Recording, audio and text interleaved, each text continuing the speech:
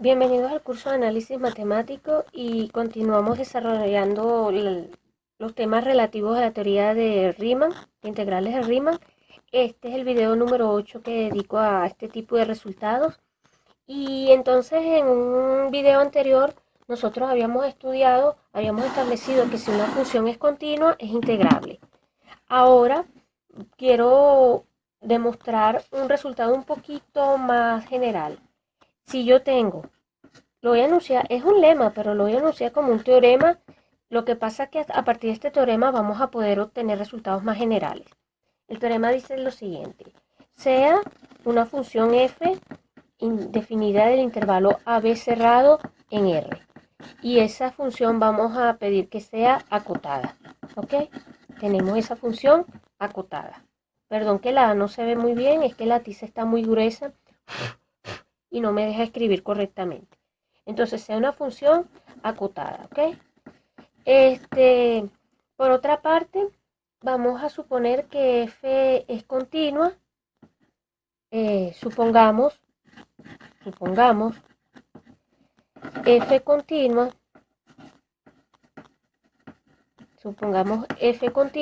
excepto en un punto, salvo en x igual c, donde c es un punto dentro del intervalo AB, ¿verdad? Entonces, f es integrable. Vamos a concluir que f es integrable. ¿Qué estoy diciendo yo en el enunciado de este teorema?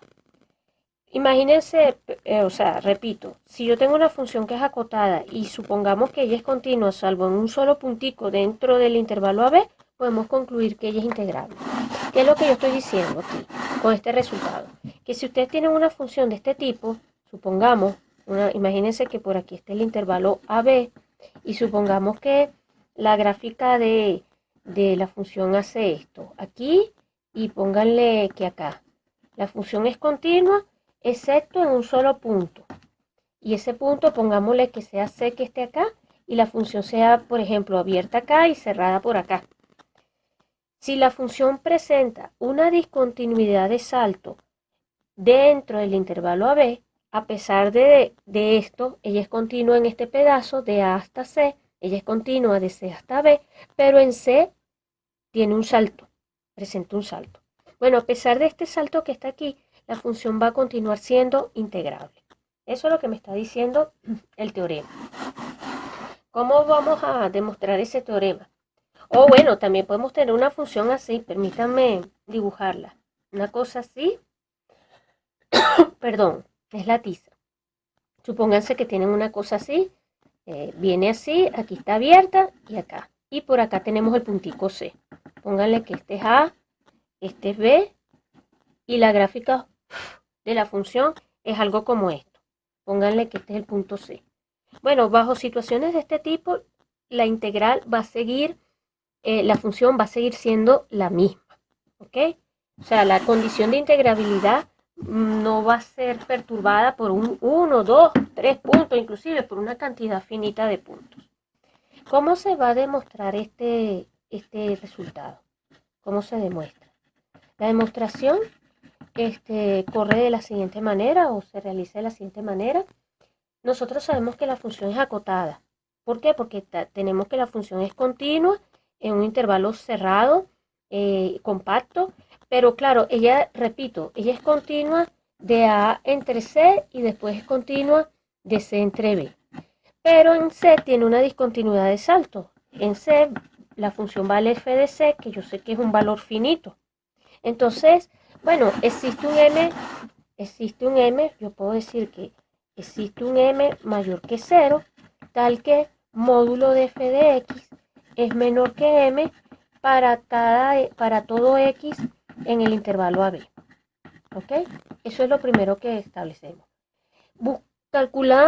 Buscamos ese m y lo fijamos. Entonces, a partir de ese m y a partir de un epsilon dado epsilon mayor que 0, yo puedo encontrar, hallamos o escogemos, porque aquí hay que ir como que apretando las cosas, hay que irlas escogiendo. Escogemos un parámetro delta positivo, tal que ese delta me satisfaga la siguiente desigualdad. Delta sea tal que 2m por delta sea menor que epsilon entre 3. Yo puedo hacer esto porque fíjense, conozco el m,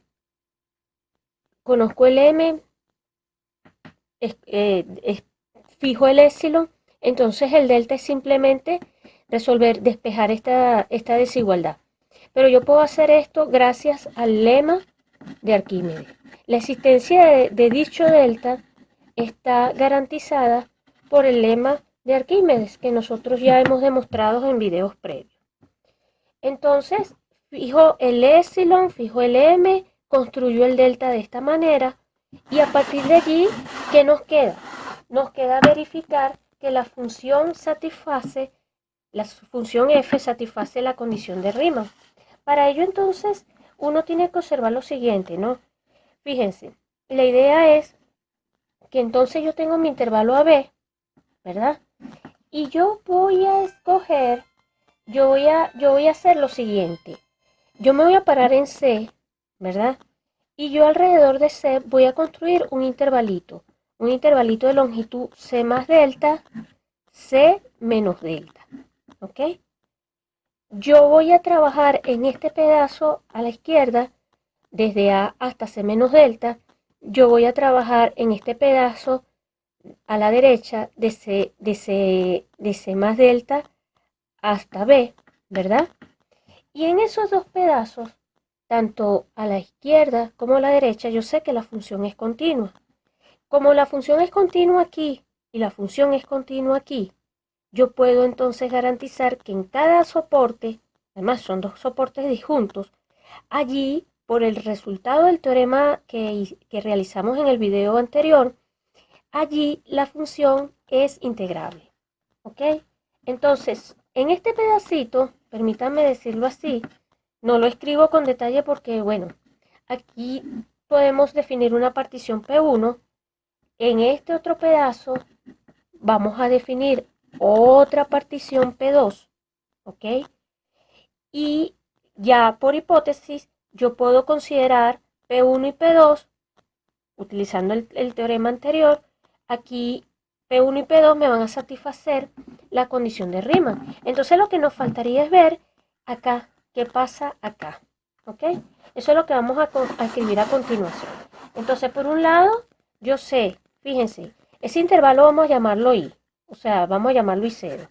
Sea I0 el intervalo de la, o bueno, I0 no, porque se puede confundir con los otros intervalos. Vamos a llamarlo delta 0, el intervalo de la forma C menos delta, C más delta, ¿ok? Sea ese intervalito. Entonces, yo sé lo siguiente, yo sé que en ese sitio, el máximo en ese intervalo de f con respecto a delta 0, el máximo, no, sí, en este caso va a ser el máximo, ¿no? Pero bueno, menos el ínfimo de f con respecto a delta 0 por la longitud de delta 0, todo esto por la longitud de delta 0, eso va a ser menor o igual que 2m delta, y esto por escogencia del delta es menor que epsilon tercio. ¿Ok?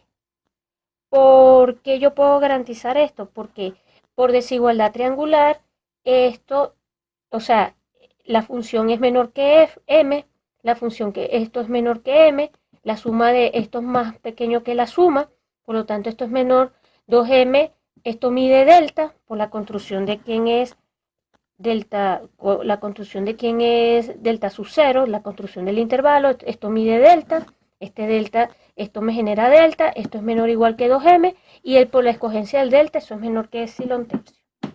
Así que este pedazo es chiquitico.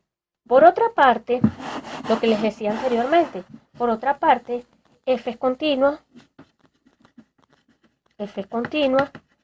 ¿en dónde?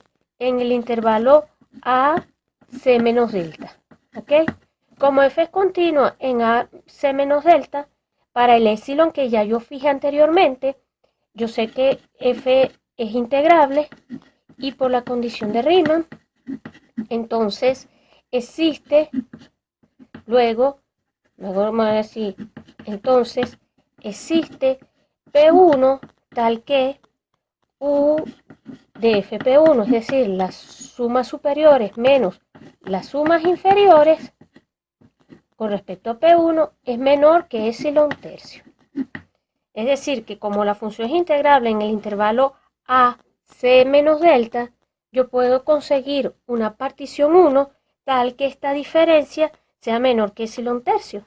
Y por el mismo argumento, ahora mirando C más delta, perdón, la pizarra no me deja escribir, C más delta, B, yo sé que la función es integrable, luego existe una partición P2 para la cual yo puedo obtener una condición parecida, que las sumas superiores con respecto a P2 menos las sumas inferiores con respecto a P2, ¿ok? Todo eso,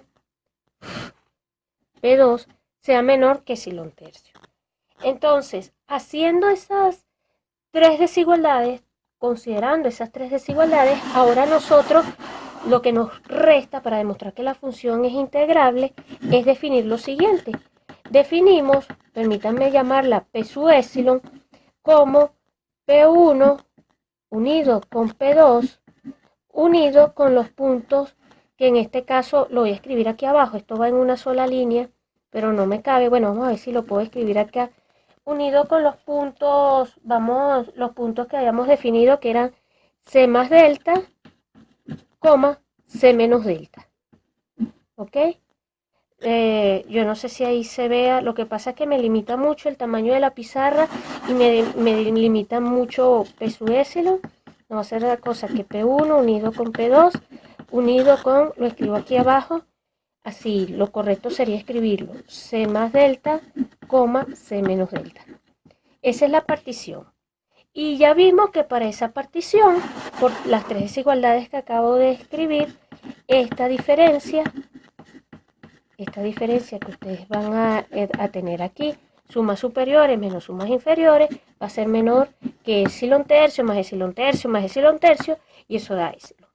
Entonces con eso ya hemos demostrado esto, que la función, esto va a implicar que la función toda, incluyendo ese punto donde existe una discontinuidad, es integrable en todo el intervalo AB, con respecto al intervalo AB. Con esto cierro la demostración de este resultado y ya me gustaría también para ir cerrando este video demostrar lo siguiente, el siguiente resultado, el siguiente teorema. Teorema, espero que se pueda leer, si la función es idénticamente igual a 0, salvo en un puntico, salvo en x igual c, ¿qué creen ustedes que va a ocurrir? Bueno, que en esa situación f también va a continuar siendo una función integrable en el sentido de Riemann.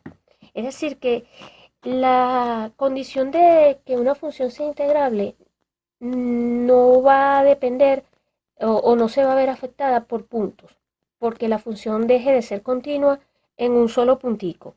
Y por inducción, ustedes pueden también extender este resultado y el resultado de los teoremas anteriores a una cantidad finita de puntos. Si ustedes tienen que la función es igual a 0 salvo en 1, 2, 3, 4, 5 puntos, 20 puntos o n puntos, donde n es un valor fijo y finito, ustedes van a poder concluir lo mismo que estamos concluyendo en este caso. Eso se generaliza utilizando un argumento inductivo. Nosotros vamos a hacer nada más el caso para un solo punto y lo demás ustedes después lo pueden generalizar perfectamente. La demostración, en este caso, más o menos no, la demostración es la siguiente. Nuevamente, yo considero una partición canónica, ¿verdad? Me provoca tomar una partición canónica con una cantidad de puntos, desde 0 hasta n. Claro, la idea es la siguiente, ¿no? Yo fijo un epsilon, yo arranco tomándome un epsilon, sea epsilon mayor que 0, ¿verdad? Fijo un epsilon mayor que 0, tomo un n perteneciente a los naturales y escojo P sub n canónica, ¿ok? Tal que yo tenga que esa partición satisfaga esta desigualdad, tal que f de c por b menos a entre, vamos a poner aquí un módulo para que quede positiva, módulo f de c por b menos a entre n sea menor que epsilon. ¿Por qué coloco aquí el módulo? Para garantizar, porque yo sé que f de c es distinta de 0. Yo sé que allí la función es distinta de 0 y fuera de c la función se hace nula, se hace 0. Pero yo no sé si es positiva o negativa. Entonces pongo el módulo para garantizar que esta desigualdad tenga sentido. Entonces, bueno, ok, ¿no? Yo escojo mi partición canónica que satisfaga esto que está aquí. Obviamente, igual que en el teorema anterior, cuando ustedes calculan las sumas superiores, ¿verdad? Ustedes se van a dar cuenta, escriben la definición de quiénes son sumas superiores, pero ustedes se van a dar cuenta que ahí va a quedar vivo o va a quedar, porque como la función vale 0 en todas partes, va a quedar vivo un solo intervalo. Entonces eso va a ser igual a f evaluado f con respecto a ij sub 0 por el intervalo ij sub 0. Igualito con las sumas inferiores. Las sumas inferiores van a ser igual al mínimo o el ínfimo de la función en ij sub 0. ¿Dónde quién es ij sub 0, señores? Bueno, ij sub 0, pongámosle que por aquí tuviese c, ustedes hicieron ustedes dividieron el intervalo AB en n pedazos iguales, e ij sub 0 va a ser el intervalo para el cual habita c. Puede ocurrir que c también pertenezca a uno de los extremos. No tiene por qué estar en el medio del intervalo. Puede ser que C esté en uno de los extremos de algún intervalo de la partición. Bueno, en cualquier caso, ustedes toman ese intervalo donde habita el elemento C. Y entonces ya casi que lo tienen listo, ¿no? Porque el argumento es exactamente igual que antes. Cuando ustedes hacen U de F, Pn, o sea, las sumas superiores menos las sumas inferiores, ¿verdad? Esto, como en todo lo demás vale 0, esto no va a ser otra cosa, esto les va a quedar, o esto va a ser menor o igual que módulo de f de c por b menos a entre n, ¿ok? Y esto fue escogido de tal manera que esto sea más pequeño que epsilon. Entonces ya está listo, ¿no? Porque esto implica que f es Riemann integrable. Ya con esto tenemos entonces el siguiente resultado, o podemos deducir lo siguiente, que cuando ustedes tienen una función cuya gráfica, pongámosle que aquí esté A, aquí esté B, y supónganse que la gráfica de la función es una cosa así, por aquí vale 0, por aquí vale 0, aquí hay un puntico abierto, y la función, por ejemplo, aquí vale, no sé, el valor que ustedes quieran, f de c. Lo que te está diciendo este resultado es que el valor, la propiedad de integrabilidad de la función no se ve afectado por un solo puntico, por una sola altura, siempre y cuando esa altura sea finita, ¿no? Obviamente, y lo va a hacer porque tenemos que la función es acotado. Pero más aún, nosotros podemos concluir que la integral, más aún, de la demostración que acabo de hacer, se deduce que la integral de a hasta b de f de x va a valer 0. No importa, aunque la función no sea constantemente igual a 0 y sea distinto de 0 en una cantidad finita de puntos, su integral sigue siendo igual a 0. Con esto terminamos el resultado de este video.